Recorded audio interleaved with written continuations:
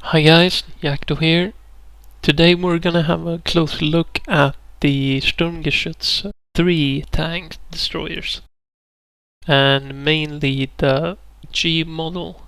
But we're also gonna talk somewhat about the F and the A model of the StuGs and how they are to play in the game. The StuGs Ausführung G came from this tank, believe it or not, the Panzerkampfwagen 3 Ausführung M model of the tank. So it's a bit different from the F tank or the F tank destroyer in the sense that it has more armor. You can see that here on the front, that it has some extra armor bolted on to all the flat areas on the front of the tank to make it more able to take hits of all sorts, both from tanks and anti-tank guns.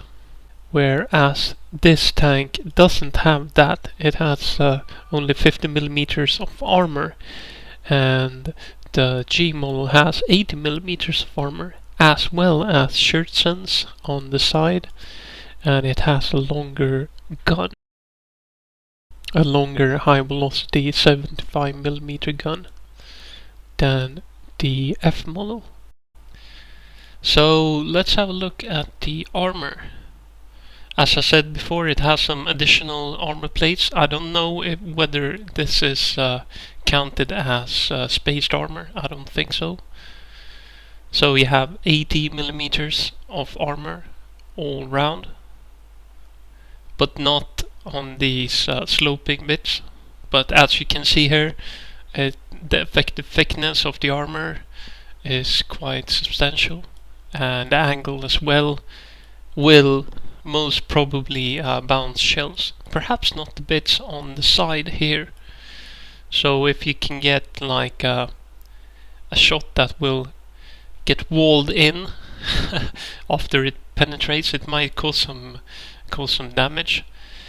But considering that most Russian tanks have or armor piercing rounds in the Russian tanks have HE fillers, you should probably try to hit the commander's cupola and try to bounce in the shell from some kind of angle before it explodes. I think that will cause some damage, but the far usual weak spot that I tend to go for whenever I encounter a Sturmgeschütz is this vision port here for the driver, and I will show you why you should aim for this and not this area right now. Can you see why? The whole crew is on the right side of the tank, or the left side if you look at it this way. So if you hit this if you hit this vision slit here and you penetrate the armored window, you will most likely kill the driver, and then after that the gunner, and after that the commander, and a lucky explosion somewhere here might ignite ammo and kill the loader as well. So that's effectively a tank without a crew, so that's a kill. So while you might be able to knock out the tank by firing at the lower glazes here and penetrating and hitting the ammo sewage,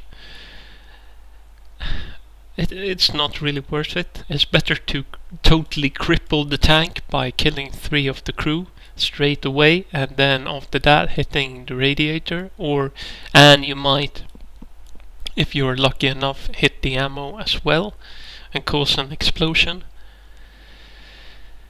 There's no reason to aim for any other spot than the vision slit for the driver.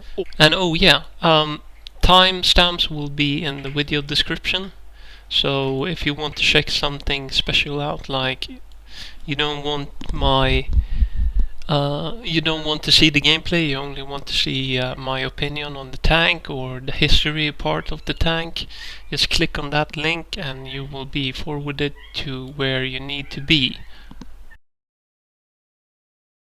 So the Sturmgeschütz was a very popular weapon in German service, and there were many different versions built of the tank. The whole model series went from A to G, and the G Sturmgeschütz was the last model to be produced.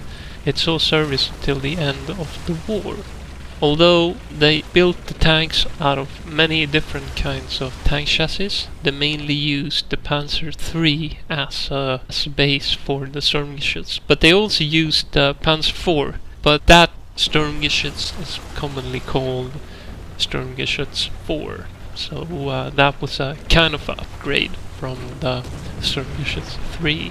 The first StuG III was intended to be an assault gun, and it was built in 1935. The main goal for the tank, or the main job that it had to do, was to provide mobile, armored and close support artillery cover for German infantry, rather than to fight tanks in the Panzer Corps. So the first couple of models of Sturmgeschütz tanks or tank destroyers were issued to the artillery arm in the Wehrmacht starting in 1940. They were organized in batteries like field guns, but mobile ones, and served as such until May and June 1940. After that, it became clear that you couldn't be safe from encountering tanks, even if you were assigned an artillery support role only. It was a good idea to have a better, longer 75mm gun that could serve as a multi-purpose role, both by shelling the enemy artillery with high explosive rounds, but also taking out any kind of tanks that would show up and try to defend its own infantry. That was the birth of the Sturmgeschütz F model with a longer 75mm gun. All the other models until the F model had a shorter 75mm gun. The same kind of cannon that was on the Panzer IV infantry support tanks up until the same time, where also the Panzer IV switched over to anti-tank guns instead of artillery support guns. So the Sturmgeschütz was used on all fronts in the war, and they often operated together with the Tiger tanks in defensive styled combat engagements. And since the war had transformed into a defensive war for the Germans after 1943, the Tiger tank and the Sturmgeschütz was more or less made for that kind of fighting.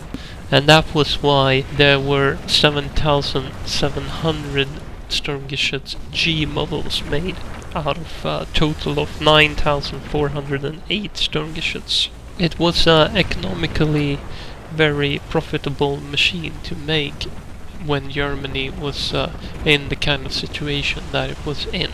So naturally it was a good decision to make a lot of these Sturmgeschütz and to use them as tank destroyers, especially since the T-34s were so numerous in the Russian army, and the Sturmgeschütz G model had proven itself to be quite effective as a tank destroyer. So the Sturmgeschütz design had three main advantages, and the first one is that it was lacking a turret, and that made it cheaper, quicker and easier to build than a turreted tank like, let's say, the Panzer IV or the Panther. And the second advantage was that since it was not having a turret, it wasn't affected of the weight of a turret, and that made it possible to put additional armor on the tank destroyer, which was always nice and handy to have. And the third main advantage of the Sturmgeschütz was that it had a much lower profile since it lacked the turret of a normal tank, and that made it more easy to conceal the tank for the crew. These advantages came with a price, and the price was, of course, that it didn't have a turret.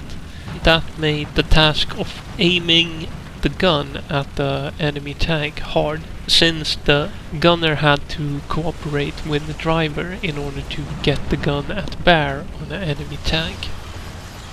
This also limited the tank destroyer tactically.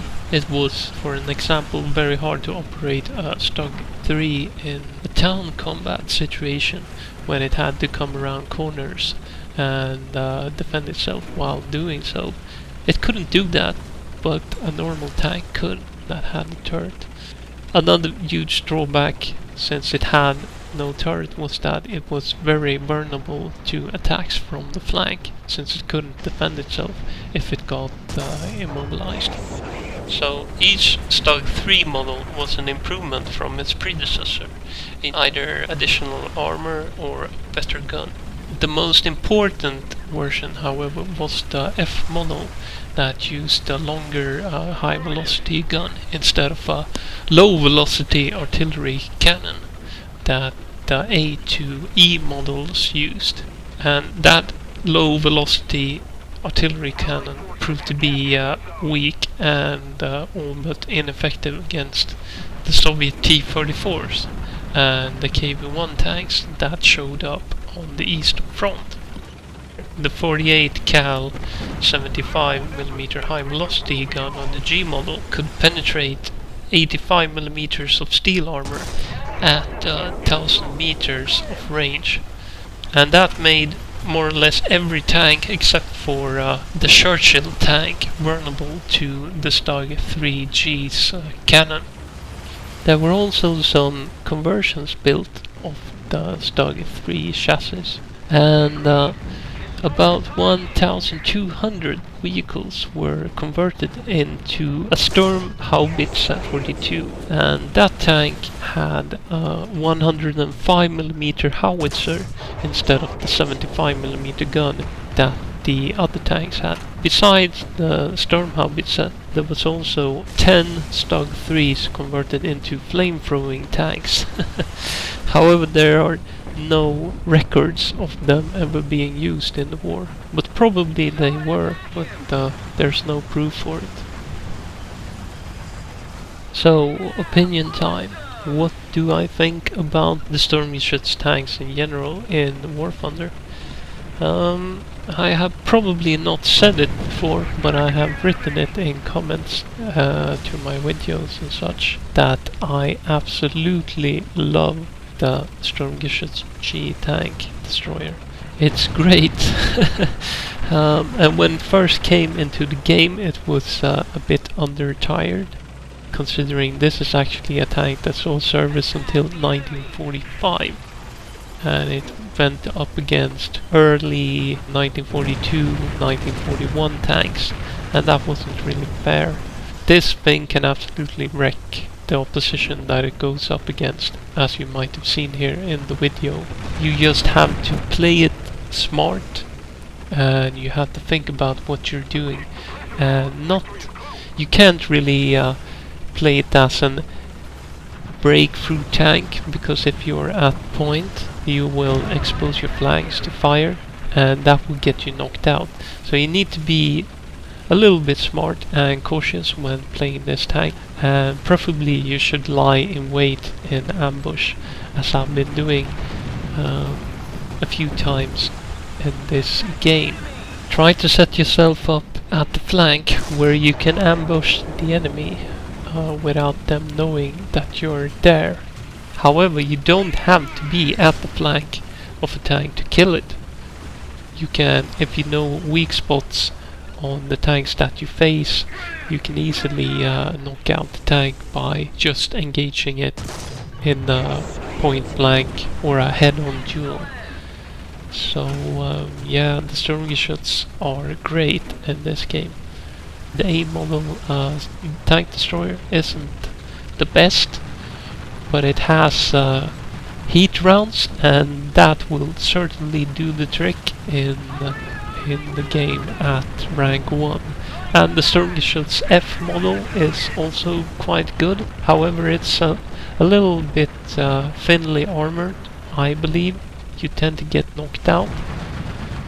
But G model won't get knocked out. Or if it does, it's more or less your own fault, or it's down to bad luck. So yeah, it's a pretty darn nice tank. It could be one of the best in the game, in my opinion. However, I like a few others in the game as well. So yeah, here are the post-game stats. I had a decent game, I would say. 7 kills in RB without dying, that's quite good. And I made some profit on the game as well, so that's all good. And it ended up being above 2000 points game, and when I reach that, I'm always happy.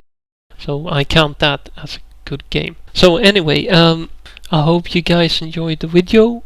I certainly did when I was making it. It was great fun to make. I'll see you guys around.